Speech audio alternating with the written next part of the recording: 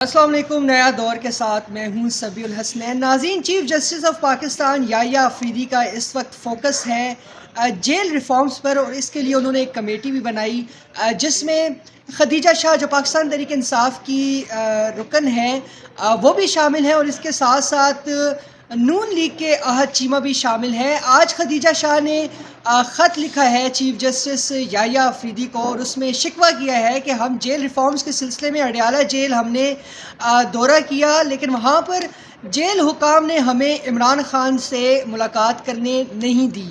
تو یہ تو ایک خبر تھی جو میں نے آپ کے ساتھ شیئر کی، لیکن جیل ریفارمز جو ہے وہ میرے خیال سے سپریم کورٹ کا ڈومین نہیں ہے، یہ تو حکومتوں کا ڈومین ہے، اور اگر جیل ریفارمز ہی کرنی ہے تو سب سے پہلے جیل پٹیشنز جو سپریم کورٹ میں پینڈنگ ہے ان کو سماعت کے لیے مقرر کیا جانا چاہیے۔ کئی ہم نے ایسے دیکھے جو کہ ملزمان جو کہ جیل پٹیشنز سماعت کے لیے مقرر ہونے سے پہلے ہی انتقال کر چکے، طبعی موت مر چکے، کچھ ایسے ہیں جو کہ اپنی سزا پوری کر کے رہا ہو چکے ہیں، اور اب ان کی جیل پٹیشنز جو ہیں وہ سماعت کے لیے مقرر ہو رہی ہیں۔ آج ہی ایک ایسی جیل پٹیشن سماعت کے لیے مقرر ہوئی جس میں انکشاف ہوا کہ جو ملزم ہیں وہ اپنی سزا مکمل کر کے رہا ہو چکے ہیں۔ جسٹس جمال خان مندوخیل کی سربراہی میں 3 رکنی بینچ تھا جس نے یہ کیس سنا۔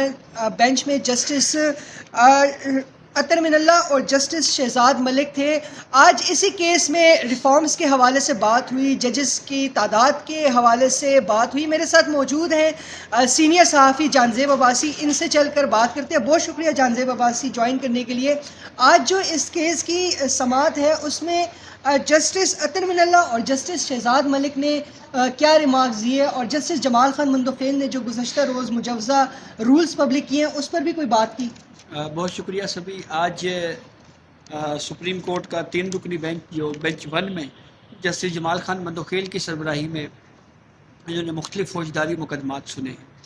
یہ ایک اپیل تھی بنیادی طور کے اوپر، شیخو پورہ کے ایک رہائشی ملزم ہیں، اور جو ملزم کو عمر قید کی سزا ہوئی تھی وہ سزا پوری کر کے ملزم جو ہے وہ رہا بھی ہو چکے ہیں۔ تو 2017 کی جیل اپیل جو ہے وہ اس کے اوپر آج جب سماعت ہوئی تو کورٹ کو پروسیکیوشن کی جانب سے بتایا گیا کہ جی یہ ملزم جو ہے وہ جیل مکمل کر کے اپنی سزا مکمل کر کے جو ہے وہ رہا ہو چکے ہیں۔ تو اس پہ جسٹس عطر من اللہ نے یہ آبزرویشن دی۔ انہوں نے کہا کہ یہ مینڈیٹری ہے کہ صدر مملکت جو ہیں وہ رپورٹس منگوائیں کہ سپریم کورٹ میں کیا پینڈنگ ہیں۔ گورنرز کی ذمہ داری ہے، 2017 سے اب تک یہ جتنے بھی ہمارے چیف جسٹس صاحبان گزرے ہیں یہ ان کی ذمہ داری تھی کہ وہ اس پورے معاملے کو دیکھتے اس کو، اور اس پہ جو ڈیلے آف جسٹس ہے یہ نہیں ہونا چاہیے۔ اور پھر یہ بھی بات کی گئی بینچ کی جانب سے، یہ کہا گیا کہ ججز کی تعداد تو بڑھا رہے ہیں لیکن ساتھ ساتھ انفراسٹرکچر بھی فراہم کریں۔ جیسے شہزاد احمد ملک نے یہ کہا کہ انسداد دہشت گردی کی عدالتیں ہیں، اس کے علاوہ دیگر کورٹس ہیں، اسپیشل کورٹس ہیں، وہاں پہ بھی ججز کی تعداد بڑھائی جانی چاہیے۔ ساتھ انہوں نے لاہور ہائی کورٹ کا ذکر کیا۔ یہ وہ لاہور ہائی کورٹ ہے جہاں سے خود شہزاد احمد ملک صاحب آئے ہیں۔ تو انہوں نے کہا جی کہ 4 لاکھ کے قریب کیسز جو ہیں وہ لاہور ہائی کورٹ میں پینڈنگ ہیں۔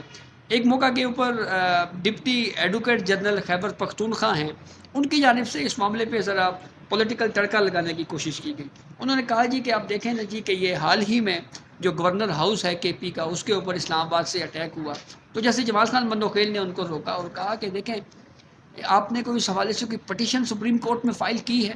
اگر نہیں کی تو آپ سیاسی باتیں یہاں پہ نہ کریں، ہم عام لوگوں کے جو کیسز ہیں ان کے اوپر بات کر رہے ہیں اور آپ ایک سیاسی معاملے کو یہاں پہ ڈسکس کر رہے ہیں۔ تو بہرحال اس کیس کو سپریم کورٹ نے جو ہے وہ ڈسپوز آف کر دیا ہے۔ دوسرا کیس جھنگ کا تھا جہاں پہ ایک ملزم کے اوپر الزام یہ تھا کہ رشتے سے انکار کی وجہ سے اس نے لڑکی، اس کی والدہ اور ایک بچے کے اوپر تیزاب پھینک دیا تھا۔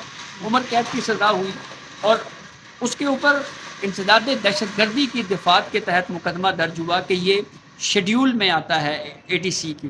تو اس پہ جیسے جمال خان مندوخیل نے آبزرویشن دی، انہوں نے یہ کہا کہ شیڈیول میں آنا جو ہے اس کا مقصد صرف یہ ہوتا ہے کہ سپیڈی ٹرائل ہو، ادروائز ہر کیس میں انسداد دہشت گردی کی دفعات کا اطلاق نہیں ہو سکتا۔ جیسے جمال خان مندوخیل نے مثال دی، انہوں نے کہا کہ جو APS پہ جو اٹیک ہوا تھا وہ ان دہشت گردوں کی کوئی ان بچوں سے، اسکول کے بچوں سے دشمنی نہیں تھی، بلکہ مقصد یہ تھا کہ وہ اسٹیٹ کو جو ہے وہ جام کرنا چاہ رہے تھے۔ اسی طرح سے انہوں نے سانحہ کوئٹہ کی مثال دی، جس میں بہت سارے وکلاء جو ہیں وہ شہید ہو گئے تھے۔ انہوں نے کہا کہ اس کوئٹہ کے واقعے میں آپ اگر دیکھیں تو وہاں پہ بھی جو وکلاء شہید ہوئے ہیں، اس کا مقصد یہ تھا کہ جو پورا جوڈیشل سسٹم ہے اس کو جام کر دیا جائے۔ تو جو دہشت گرد ہوتا ہے وہ اگر اغوا کرتا ہے تو اس کا مقصد یہ ہوتا ہے کہ اس اغوا سے جو تاوان اس کو ملے گا، اس تاوان کے ذریعے سے وہ دہشت گردی کی کارروائی میں وہ پیسہ یوز کرے گا۔ جبکہ ایک عام شخص اگر کوئی اغوا کرتا ہے تو اس کے مقاصد کچھ اور بھی ہو سکتے ہیں۔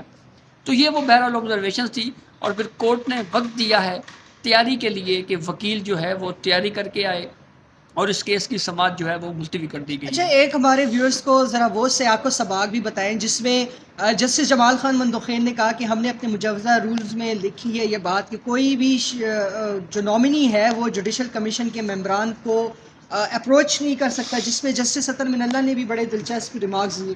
جی، وہ یہ ہوا کہ جسٹس جمال خان مندوخیل نے جو مجوزہ جوڈیشل کمیشن کے رولز ہیں اس پہ بات کی، اور یہ کہا کہ ہم نے کل ہی رولز جو ہیں وہ پبلک کیے ہیں، اور اس میں ہم نے یہ کہا ہے کہ نہ صرف یہ کہ جو امیدوار ہیں ان کی قانونی طور کے اوپر سمجھ بوجھ کتنی ہے اس کی ہمیں صلاحیت کا پتہ لگے گا، بلکہ اس کے ساتھ ساتھ ہم نے ان رولز میں یہ بھی کہا ہے کہ جوڈیشل کمیشن کے کسی بھی ممبر کو اگر کسی امیدوار نے اپروچ کیا تو ایسی صورتحال میں وہ ڈسکوالیفائی ہو جائے گا۔ تو اس میں جیسے اطہر من اللہ نے کہا کہ جو اپروچ کرنے والے ہوتے ہیں وہ بتا کر اپروچ نہیں کرتے، اور ساتھ ہی انہوں نے ایک ادھورا جملہ بھی بولا۔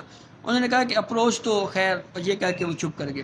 تو جسٹس شہزاد احمد ملک نے اس موقع کے اوپر یہ آبزرویشن دی، جو بچیوں کے اوپر تیزاب پھینکا جاتا ہے، تو انہوں نے کہا کہ اس سے ان کی پوری زندگی جو ہے وہ خراب ہو جاتی ہے، یہ بہت المناک واقعات ہیں، یہ نہیں ہونی چاہیے۔ اچھا، وہ جو خیبر پختونخوا کے سرکاری وکیل ہیں انہوں نے غالباً جسٹس اطہر من اللہ کو بینچ میں دیکھ کے انہوں نے ایک چانس کہہ سکتے ہم لیا کہ یہاں اسلام آباد میں خیبر پختونخوا پہ ہاؤس پہ حملے کی بات کی۔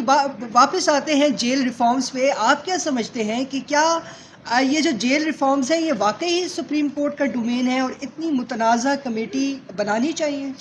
دیکھیں، یہ ڈومین جو ہے یہ در حقیقت ہائی کورٹس کی ہیں، اور اگر ہائی کورٹس کا اور ہوم ڈپارٹمنٹس کا۔ ہاں جی، تو جو متعلقہ ہائی کورٹس ہیں وہ ہی ان جیل ریفارمز کے معاملے کو دیکھتے ہیں۔ یہ چیف جسٹس آف پاکستان صاحب کا تو کام نہیں تھا، نمبر ایک۔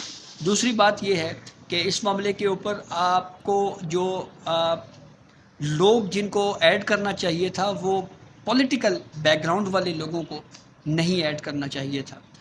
اب ٹھیک ہے، درست بات ہے جی کہ یہ آپ نے مطلب ریزننگ دی گئی کہ وجہ یہ ہے جی کہ احد چیمہ صاحب کو اور ختیجہ شاہ صاحبہ کو اس لیے ایڈ کیا گیا ہے کیونکہ انہوں نے ایک سیاسی طور کے اوپر جو ہے وہ جیل کاٹی ہے ایک تو، لیکن اس پہ ایسے لوگوں کو بھی ایڈ کیا جا سکتا ہے جن کی بڑی ورکنگ ہے جیل ریفارمز کے اوپر، جن کی سیاسی وابستگی نہ ہو۔ اب جو خط لکھا گیا ہے اس میں وہی ہے، بالکل کلیئرلی ایک پولیٹیکل ایفیلیشن کی جھلک نظر آ رہی ہے، اور اس کے اوپر اب سیاست ہوگی، سوشل میڈیا پہ باتیں ہوں گی، ٹی وی چینلز پہ خبریں چلیں گی، تبصرے چلیں گے کہ عمران خان سے جو ہے وہ چیف جسٹس کی بنائی ہوئی کمیٹی کی ایک ممبر کو جو ہے وہ ملاقات نہیں کرنے دی گئی۔ تو اس کا آؤٹ کم یہی نکلنا تھا، تو اسی لیے ہم ڈے فرسٹ سے ہی ہمارا یہ موقف رہا ہے کہ یہ جیل ریفارمز کمیٹی میں جو سیاسی وابستگی رکھنے والے لوگ ہیں کم از کم ان کو اس میں شامل نہیں ہونا چاہیے۔ بہت شکریہ جانزیب عباسی صاحب ہم سے بات کرنے کے لیے۔ تو ناظرین، چیف جسٹس یحییٰ آفریدی بظاہر ایسا لگ رہا ہے کہ اس خط کے بعد کچھ مشکل میں پھنس گئے ہیں۔ فی الوقت کے لیے اتنا ہی، اللہ حافظ۔